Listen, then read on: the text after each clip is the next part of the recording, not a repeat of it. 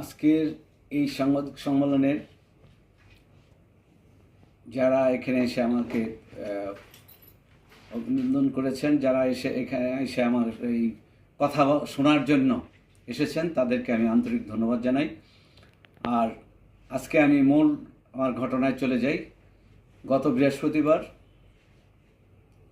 সকাল 10 ঘটিকার সময়, 2রা জুলাই সকাল 10 ঘটিকার সময় আমাদের উত্তরা 12 নম্বর সেক্টরে 8 নম্বর রোডের একটি 36 নম্বর প্লট আছে।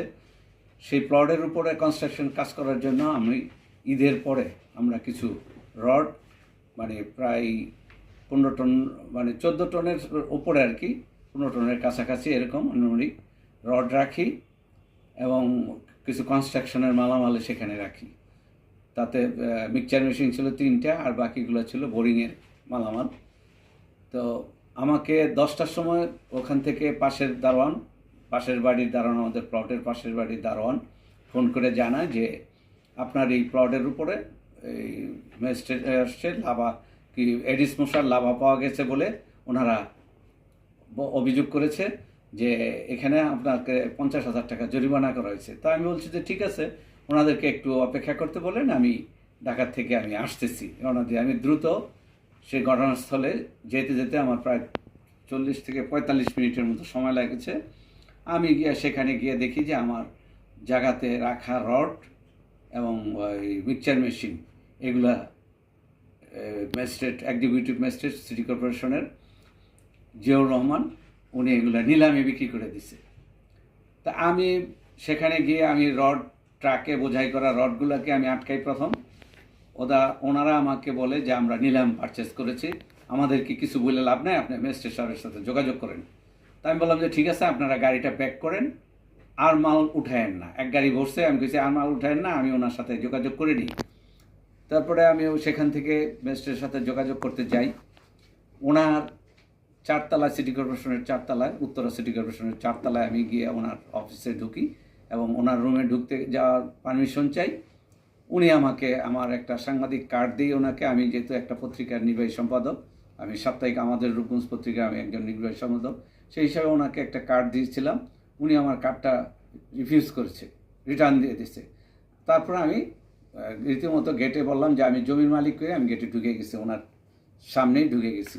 ঢুকে গিয়ে বললাম যে আমরা প্লটের মালিক, আমার জায়গা থেকে আমরা এলিশ মশার লাভা পেলে আমাকে জরিমানা করছেন, সেই জরিমানা আমি দিতে প্রস্তুত, কিন্তু আমার জায়গার উপর থেকে কেন মালামালগুলা নিলামে বিক্রি করে দিচ্ছেন? আপনি সেই নিলামে বিক্রি করতে, আইনগতভাবে সেই নিলামে বিক্রি করতে পারেন কি না, এটার জন্য আমি আসছি আপনার কাছে জানতে।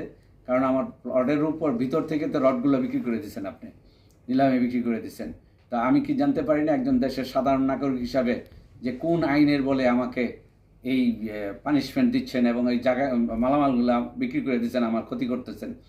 উনি আমাকে বলে যে আমি মোবাইল কোর্টের বিরুদ্ধে কথা বললে আমাকে 7 বছরের জেল দিয়ে দিবে এবং পুলিশ ডাকতেছে। উনি তার স্টাফকে বলতেছে পুলিশ ডাকো, ওনাকে আমি এক্ষুনি অ্যারেস্ট করতে পারমিশন দিব, যে আমাকে অ্যারেস্ট করার জন্য। আমি বললাম যে আমাকে পুলিশ ডাকার দরকার কি, আমি আসছি একজন সাধারণ নাগরিক হিসেবে আপনার কাছ থেকে জানতে। আপনি একজন রাষ্ট্রের গুরুত্বপূর্ণ দায়িত্বে থেকে আপনার এত বড় একটা মানে রাষ্ট্রবিরোধী কাজটা করছেন, আপনি আমার প্লটের থেকে আপনার জমিগুলো, রডগুলো বিক্রি করে দিচ্ছেন।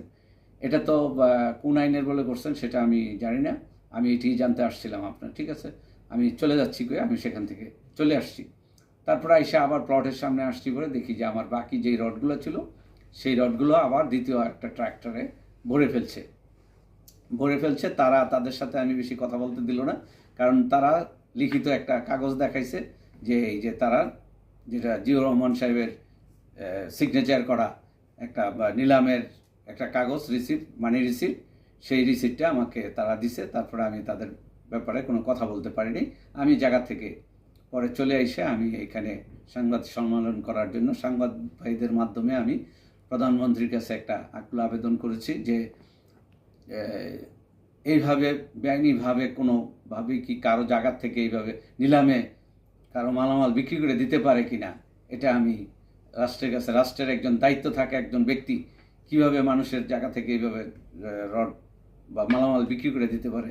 এই জন্য মাননীয় প্রধানমন্ত্রীর কাছে আমি একটা আপনাদের সাংবাদিক ভাইদের মাধ্যমে একটা আবেদন জানাচ্ছি।